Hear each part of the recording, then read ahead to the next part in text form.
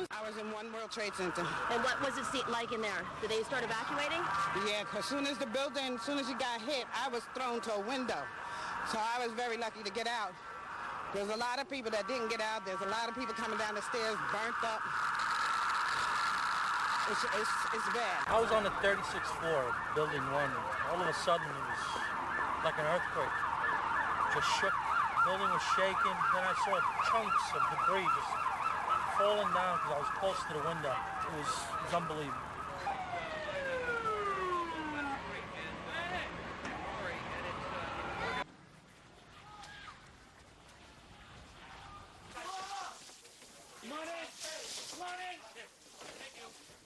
Well, in just a few moments, we're expecting to hear from President George W. Bush. He's going to be making a live television address to the American people, and we'll take that, of course. First, let's go to Washington and join our correspondent, Tom Carver. Tom, over the past 12 hours, a lot of mentions of the name Osama bin Laden. That's still, I believe, President Bush is... Sorry, Tom, President Bush about to go on television now? Yes, that's right. I can see him now. Let's go straight to him. No, we can see him there on our monitor, Tom, but I think he's just waiting to go on air. So let's just talk while we wait for him. Let's just talk about his speech, because this is a very, very important moment, not just for the United States, but for him. Today, our fellow citizens, here he goes. He's talking now. Our way of life, our very freedom came under attack in a series of deliberate and deadly terrorist acts. The victims were in airplanes or in their offices. Secretaries, businessmen and women, military and federal workers, moms and dads, friends and neighbors. Thousands of lives were suddenly ended by evil, despicable acts of terror. The pictures of airplanes flying into buildings, fires burning, huge structures collapsing, have filled us with disbelief, terrible sadness, and a quiet, unyielding anger. These acts of mass murder were intended to frighten our nation into chaos and retreat. But they have failed. Our country is strong. A great people has been moved to defend a great nation. Terrorist attacks can shake the foundations of our biggest buildings, but they cannot touch the foundation of America. These acts shattered steel, but they cannot dent the steel of American resolve. America was targeted for attack because we're the brightest beacon for freedom and opportunity in the world, and no one will keep that light from shining. Today, our nation saw evil, the very worst of human nature, and we responded with the best of America, with the daring of our rescue workers, with the caring for strangers and neighbors who came to give blood and help in any way they could. Immediately following the first attack, I implemented our government's emergency response plans. Our military is powerful, and it's prepared. Our emergency teams are working in New York City and Washington, D.C. to help with local rescue efforts. Our first priority is to get help to those who have been injured and to take every precaution to protect our citizens at home and around the world from further attacks. The functions of our government continue without interruption.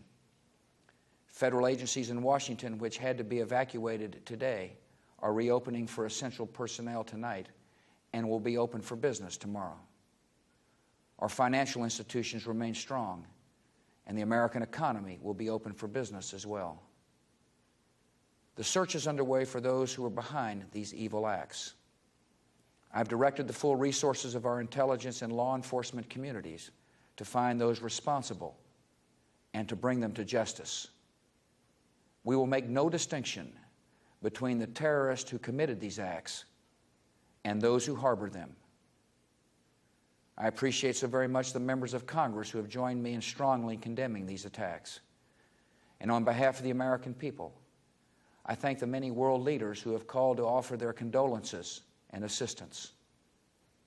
America and our friends and allies join with all those who want peace and security in the world, and we stand together to win the war against terrorism. Tonight I ask for your prayers for all those who grieve.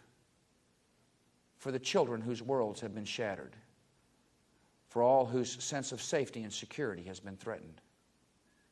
And I pray they will be comforted by a power greater than any of us, spoken through the ages in Psalm 23.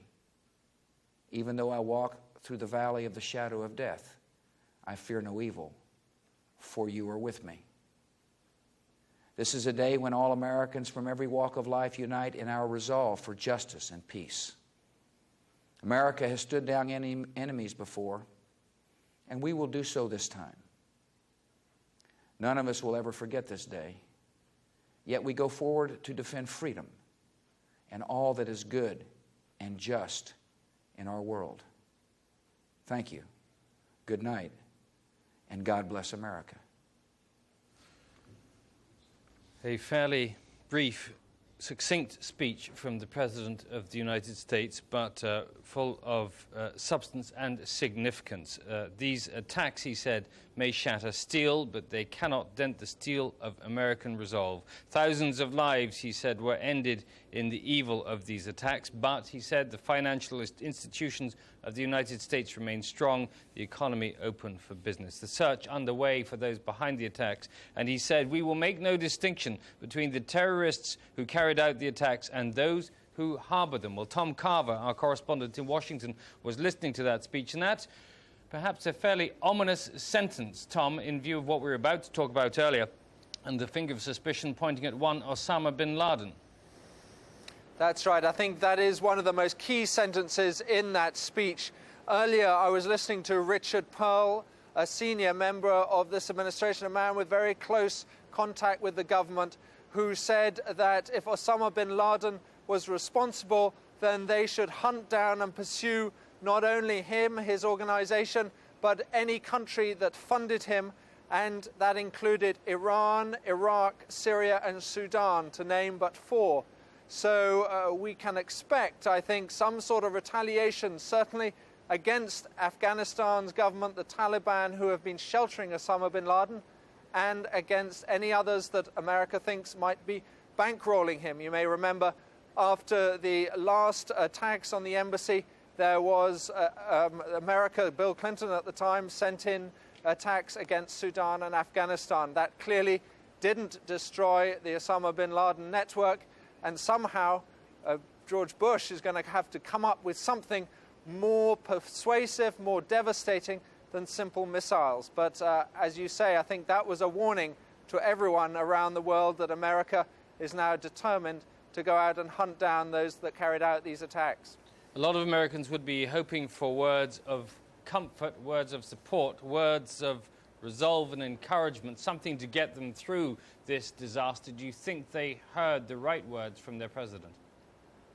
I think actually it was a very good speech, yes. I think that there was the right balance, I would say, of comfort and firmness. They clearly wanted to know that, as he said, that terrorists may be able to destroy the foundations of a building, but they cannot destroy the foundations of American society, that steel may burn, but the American will not. I think those are probably very comforting words to many, many Americans around this country tonight who are in a deep state of shock about what has happened.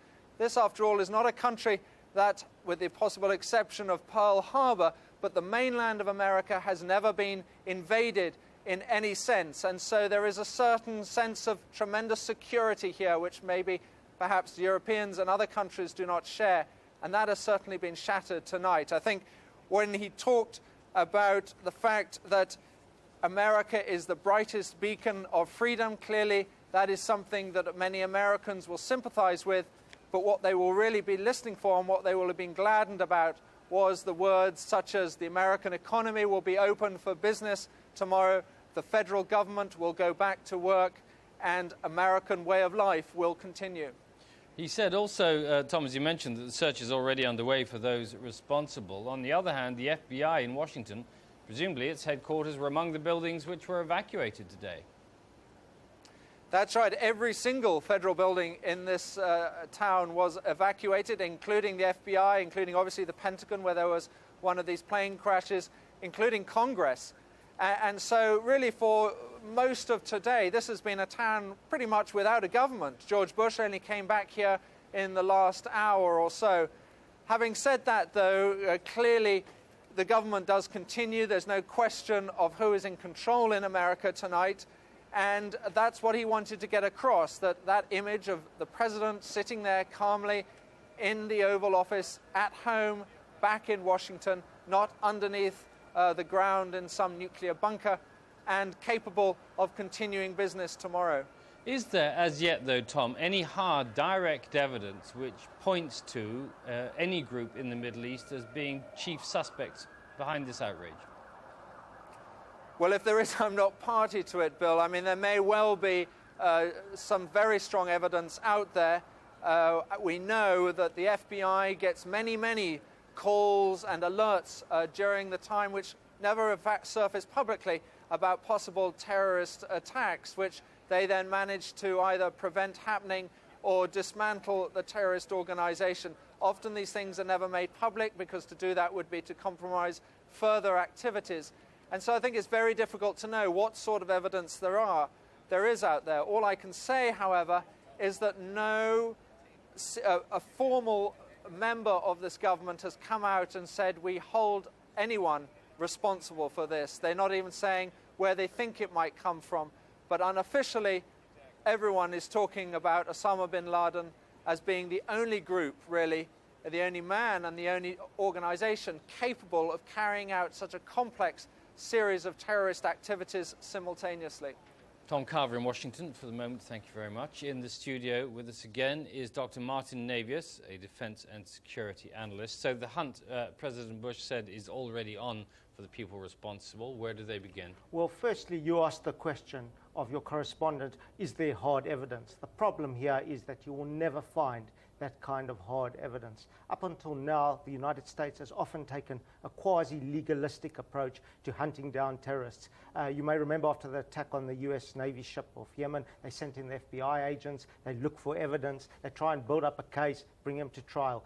This is a very difficult approach when coming to deal with terrorists, because the terrorists do not leave a trail that is easily recognizable. So the United States has a second option. It can say, well, we identify various terrorist organizations in the Middle East and elsewhere who are responsible for these kind of acts. Osama bin Laden is one of those, and we will go after them whether or not we have direct evidence of that organization's link to this outrage or not. And then the United States will be faced with a decision: does it only go after Osama bin Laden, or does it widen this into a war against international terrorism, which would involve attacking more groups than Osama bin Laden? The third and final question that the Americans are going to ask themselves, and which Mr. Bush hinted at, is whether they are going to go after the states that support the terrorists, that provide them with the infrastructure and the base in which to act. It certainly appeared he was widening the net there when he said no distinction would be made between the terrorists who committed these acts and those who harbored them. And as Tom Carver mentioned, that includes a whole range of countries. That includes a whole range of countries, but within that range of countries, some are easier targets than others. You may recall that President Clinton launched various missile attacks at Afghanistan and Sudan following the terrorist attacks on the embassies in East Africa. And it's possible that they will do this again. But there are another range of countries which were mentioned by Mr. Pearl earlier in your broadcasts. He mentioned countries such as Iraq, Iran, and Syria. Now, if the United States wishes to go after these countries, well, then we are looking at a different order of problem, because these countries can fight back, unlike Afghanistan and Sudan. The question becomes then is how far the United States is prepared to take that, and I think a lot of that has to do with the casualties, the size, scale and scope of the casualties that will emerge from this outrage. Is there any likelihood at all that this could have been a domestic terrorist incident, as was Oklahoma? It may be, and that changes the equation entirely. I don't think it is. There's no real indication. The suicide element, the sophistication of the attack. But even let us assume, for the sake of argument, that it wasn't a domestic, a lunatic brigade. I still think that this outrage was so significant, the consequences are so great that it will shift the domestic focus, the domestic sensitivity to terrorism, such that the United States will have to take a far more aggressive policy, will have to adopt a far more aggressive policy towards terrorists, whether they are domestic or international. And if the United States decides to take some form of reprisal action, how long would it be? We had a scare already in the past couple of hours when there were explosions in Kabul, and it turned out to be some local military action between the government there and rebel forces. But how long would it be before cruise missiles start? Well, there are two types of operations. There are operations undertaken by governments to show that they are doing something, to slake the thirst for revenge amongst the domestic population, to show that they are in control of events and that they are punishing the enemy. But there's another sort of operation that we are talking about here, and that is a war against international terrorism. And a war against international terrorism will not cannot be prosecuted by simple by simple acts which merely demonstrate America's technical and military prowess, such as the kind undertaken by President Clinton. A war against terrorism will be a long, drawn-out and bloody affair that will take years in order to eradicate international terrorism, if this is at all possible. A campaign of many years involving a whole range of operations will have to be undertaken. Dr. Martin Navius, thank you very much. Deborah. This is BBC News. A summary now of the main news. In the last few minutes, President Bush has addressed the American public to give his reaction to today's terrorist attacks. He said all efforts were being made to track down those responsible and that world leaders would stand together to win the war against terrorism. Mr. Bush said the US would make no difference between terrorists and those who harbored them. He said no one would forget that day, but America would go forward. This is a day when all Americans from every walk of life unite in our resolve for justice and peace. America has stood down enemies before, and we will do so this time. None of us will ever forget this day, yet we go forward to defend freedom and all that is good and just in our world. America and the rest of the world is in shock following the attacks in New York and Washington. Several thousand people are thought to have lost their lives when two hijacked passenger planes flew directly into the side of the twin skyscrapers of the World Trade Center during the early morning rush hour. Both towers caught fire immediately and later collapsed, sending clouds of dust and billowing smoke into Manhattan as people frantically tried to escape. The police officer told everybody to form a human chain, and we held on to each other, and he flashed the light, and he directed us to Building 5, and we went out Building 5. Did you see people bleeding, and what did you see? Oh, everybody could see. Do you want blood? Here's blood. Everybody's bleeding. People are laying all over the floor. It's horrible. And I was there the first time, and this is twice. Shortly after the first two strikes, another hijacked Boeing 757 crash-landed near the Pentagon building in Washington, the headquarters of the American military. The building burst into flames and part of its five-sided structure collapsed. A fourth airliner crashed in Pennsylvania, again after apparently being hijacked. The number of casualties may not be known for at least 24 hours, but the mayor of New York, Rudolph Giuliani, says the casualties will be more than any of us can bear. Rescue workers are being hindered by a thick fog of ash, fumes and debris from the ruins. Some 260 people on board the planes are assumed dead. The American Defense Secretary Donald Rumsfeld said the Pentagon was functioning and would be open on Wednesday. He said the United States was in no way connected to explosions that have been occurring in the Afghan capital, Kabul, this evening. American forces around the world have been placed on the highest alert, and warships have been deployed along the US East Coast. There's been widespread condemnation of the attacks. The British Prime Minister Tony Blair said it was a war between terrorists and the free world. As for those that carried out these attacks, there are no adequate words of condemnation. Their barbarism will stand as their shame for all eternity. The Israeli Prime Minister Ariel Sharon has said behind terrorist attacks will have nowhere to hide.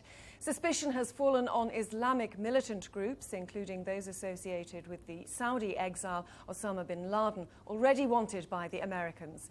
The Taliban authorities in Afghanistan, where Mr. bin Laden is based, say he didn't have the capability for such a huge operation.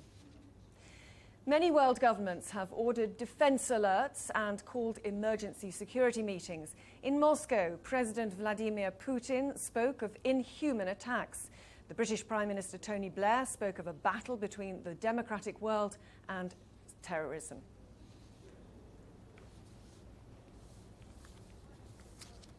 Well, as Deborah mentioned there, in the Middle East, the unprecedented terrorist attack has been condemned by both Palestinian leader Yasser Arafat and Israel's Prime Minister Ariel Sharon. I believe that together we can defeat these forces of evil. At this most difficult hour, all Israelis stand as one with the American people. First of all, I am offering my condolences, the condolences of the Palestinian people to the American President, President Bush, to his government, to the American people for this terrible act. We are completely shocked, completely shocked. Well, joining us now, live from Jerusalem, is our correspondent Barbara Plett. And Barbara, whatever has been happening in the United States, it seems, has failed to slow the pace of events in the Middle East in the past 12 hours. That's right. We've just been receiving reports that Israeli tanks have moved into the Palestinian-ruled town of Jenin, that's in the West Bank. The tanks had circled the town earlier on Tuesday and cut off all access roads to it. The Israelis were saying they wanted to prevent possible suicide bombers in the area from getting out and getting into Israel, but now the tanks have actually moved forward and entered the town. That follows, of course, Prime Minister Ariel Sharon's speech, his response to the terror attacks in the United States, which he called a turning point in the fight against terrorism, that there should be an international war against the forces of darkness, he called them. And Israeli officials have also been asking the United States or Washington to lead a fight against Islamic militant groups. Now, of course, there's been no claim of responsibility yet or blame assigned for the attack, but Israel would quite like to see its battle against Palestinian suicide bombers and Palestinian militants as part of an international war against terrorism. And if an Islamic militant group is blamed for the U.S. terror attacks, then that might be more likely. This would, of course, be a cause of concern for Palestinians, who would feel then that the Israelis might have a freer hand to use their superior military might against the Palestinians. Yasser Arafat visibly shocked when he gave his reaction to the outrage, but on the other hand, we've seen from other parts of the Middle East people cheering and clapping in the streets, which is more indicative of Palestinian reaction as a whole. I think there is a great deal of shock. I think Yasser Arafat seemed visibly moved when he made his statements, and there was also a statement by a Palestinian group that said one must not be too quick to blame the Arabs. We had, as you said, there were some places where celebrations broke out, but it has to be said that in the Palestinian territories this was not so widespread. There were people in Nablus who came out onto the street and shot guns in the air and passed out sweets and said, well, this was justice. This was retribution for the United States, whose policy had been something that had caused many Palestinians to die because of the way that it sided with Israel and its policies against the Palestinians. But in many other towns in the West Bank and Gaza, people stayed inside. They didn't go out. They were watching their televisions just as closely as many other people around the world. Some of them expressed the same kind of shock that others expressed. They said that they could identify with the victims because they themselves led lives of pain. And there was also, I think, quite a strong feeling that there was a strong feeling of hope that there wouldn't be a connection to the Middle East or to the Palestinians because they didn't want their situation to become worse than it is. Barbara Plett in Jerusalem, thank you very much. Well, after what could turn out to be the worst ever attack on American soil, US policymakers are considering how to respond. Bill Hayton looks now at the options. The wreckage at the Pentagon is still being cleared and the human cost still being counted. America's military headquarters has now suffered the horror inflicted on many army bases and embassies abroad over the past 2 decades. The sheer military might controlled from this building has made direct military attacks against the United States all but impossible. Instead, its enemies have turned to so-called asymmetric warfare, small-scale operations with dramatic effects, such as last year's bomb attack on the USS Cole in Yemen. Washington has responded in 2 ways, by court action against those it believes responsible, and also by direct military retaliation. And I have no intentions of discussing today what comes next, but make no mistake about it, your armed forces are ready.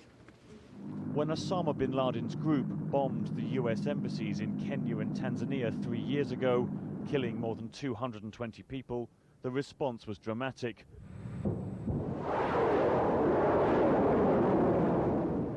More than 80 cruise missiles were fired at sites in Afghanistan and Sudan, allegedly connected to his organization. They killed 20 people but missed bin Laden himself.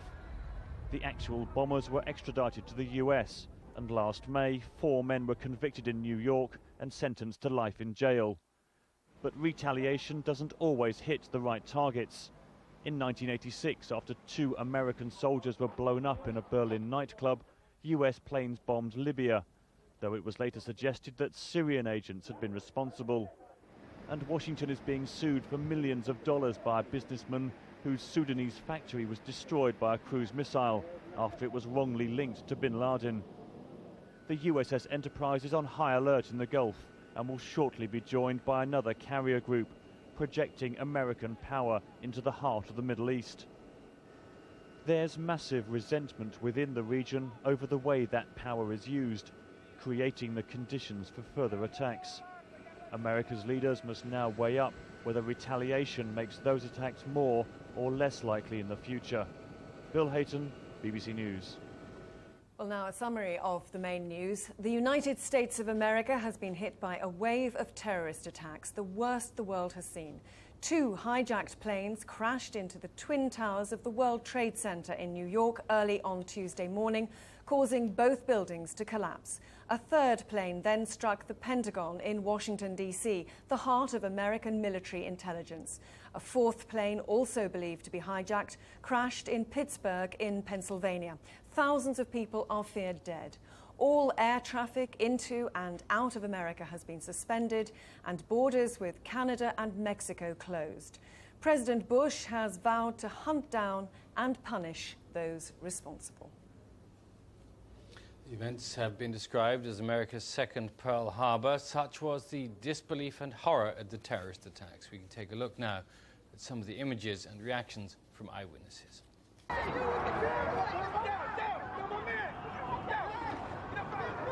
Let's just get back. Get back.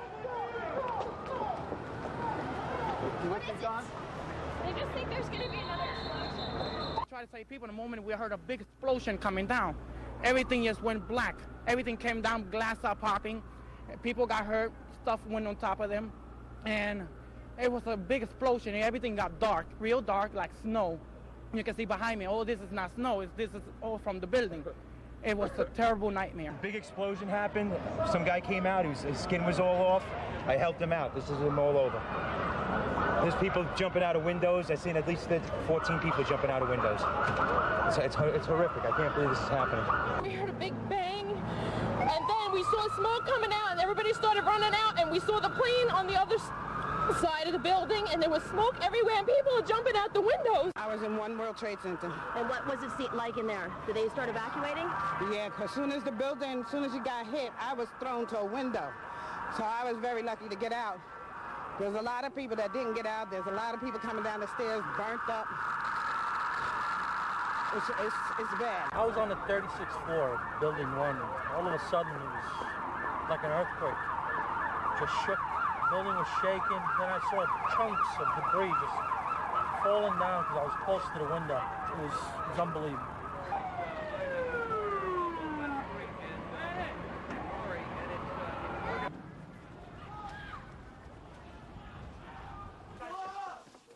Come on